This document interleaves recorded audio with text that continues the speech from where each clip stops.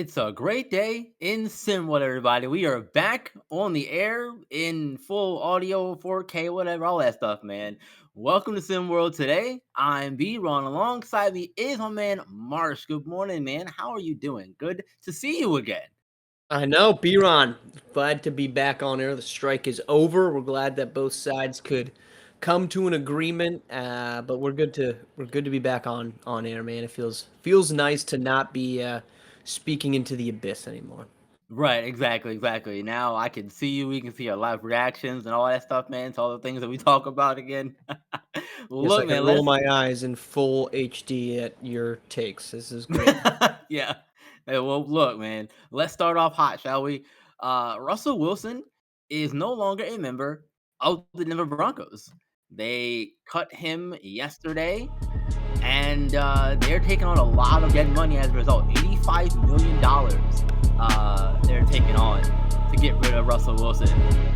What's next for the Broncos? Because Russell, said he's excited for what's next and that kind of thing. But what's next for the Broncos? Well, Russell Wilson is the lamest interview known to mankind. So the fact that we might not have to listen to him spew, cliches all season, That's I right. think is a positive. For the Broncos, I mean, shoot, man, it's not nowhere up where to go except up right now. It wasn't Yeah. as if Russell Wilson was a good quarterback. They did win some games. Give them credit for that. Towards the end of the season, they started turning things around. But at the end of the day, they were what they were, which was a below 500 football team. And Russell Wilson was a very inefficient, not very productive quarterback. So Yeah. for them, I think you've got an opportunity that you can reset the table. Yeah, you've got money. You've got what 80, we say 85, 89 of dead money that's tucked away that you're not gonna be able to touch. Honestly, for the Broncos, so what?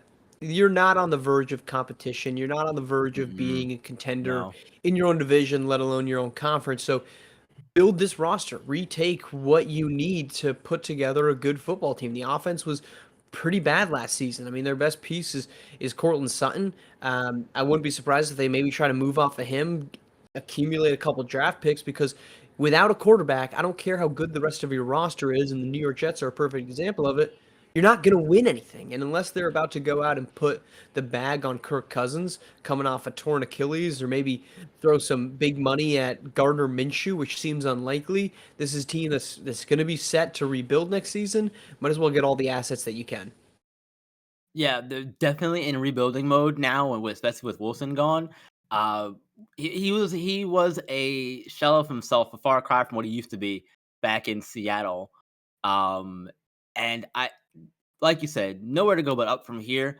Maybe you look at somebody like Justin Fields, for example. I don't know how you do it, but but maybe it's something to consider. I don't know how you could get it done is the thing. But I do think that you start the process of accumulating assets, draft picks, whatever it is, because you need to find a way to make yourself competitive over the years because it's going to take some time to get yourself back to competitiveness, especially in that AFC West.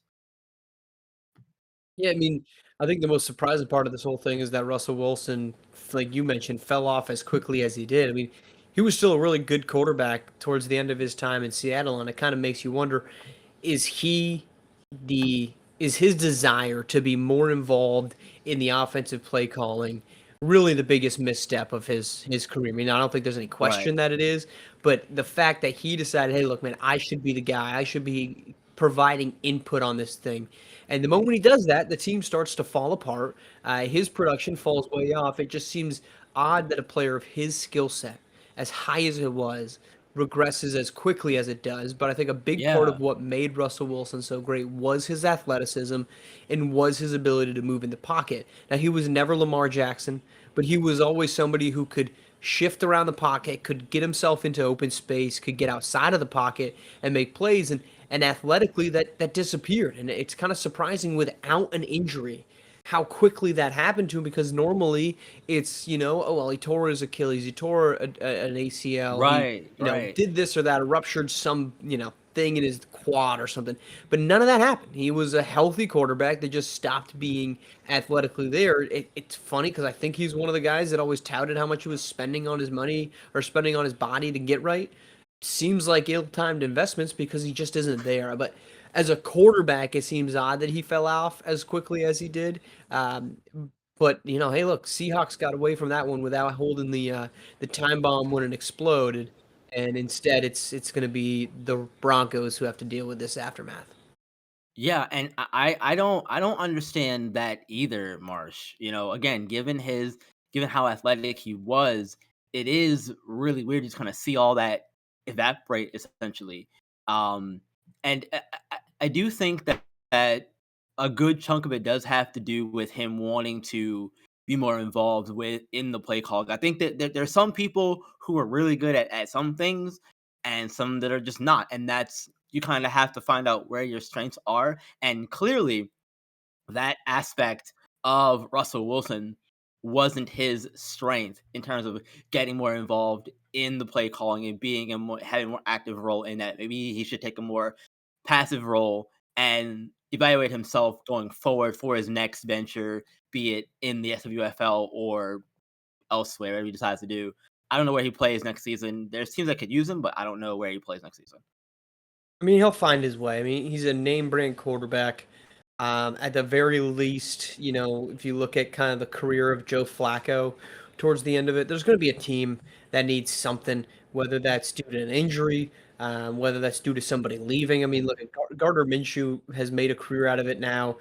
He fills in after Anthony Richardson. I think it'd be ill-informed to think that Russell Wilson couldn't find some place to land. I mean, off the top of my head, I can't quickly come up with one, but like the Raiders, for example, they need a Yeah. quarterback. They don't necessarily have a clear pathway forward. It's a logical landing spot. New England is a logical landing spot if they don't end up taking a quarterback, or heck, even if they do take a quarterback, a place like that could be a decent spot for Russell Wilson. Yeah, definitely. We'll see how all that goes though with Russell Wilson and where he has played next season. But to the SWLB, Josh Donaldson, former AL MVP, has called it a career after 13 seasons in the league in the show. It's it's always a part of sports. You see these players play for years and years and years and decades in some cases, and then they have to retire. Donaldson's had a pretty good career. I would say so anyway. Again, MVP award, was a top 10 in MVP voting 4 times. What is his legacy in your opinion? His legacy's that of a firecracker. Comes on out of nowhere, looks really great, and then disappears as fast as it's here. I mean, he doesn't really get into the SWLB until he's, I think, 26. That's a tough age to start at because your prime in baseball is shorter just because it's so reaction time based. It's why you see the tail end of careers like Albert Pujols, like Josh Donaldson. Insert the guy that was awesome, Derek Jeter. At the end of his career, he's always going to regress because the game moves so quickly, and baseball has moved so quickly, so fast.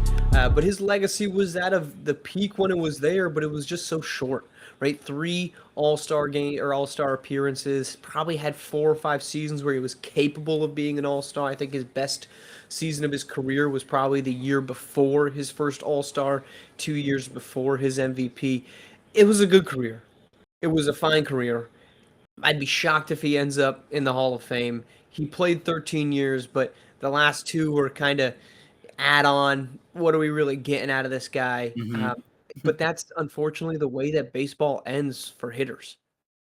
Yeah, and you mentioned his age in at 24, he was in AAA and he hit 238 there.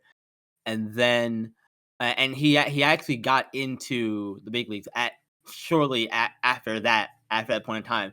So he was there at 24, but he didn't really, take off until at age like 26 season there.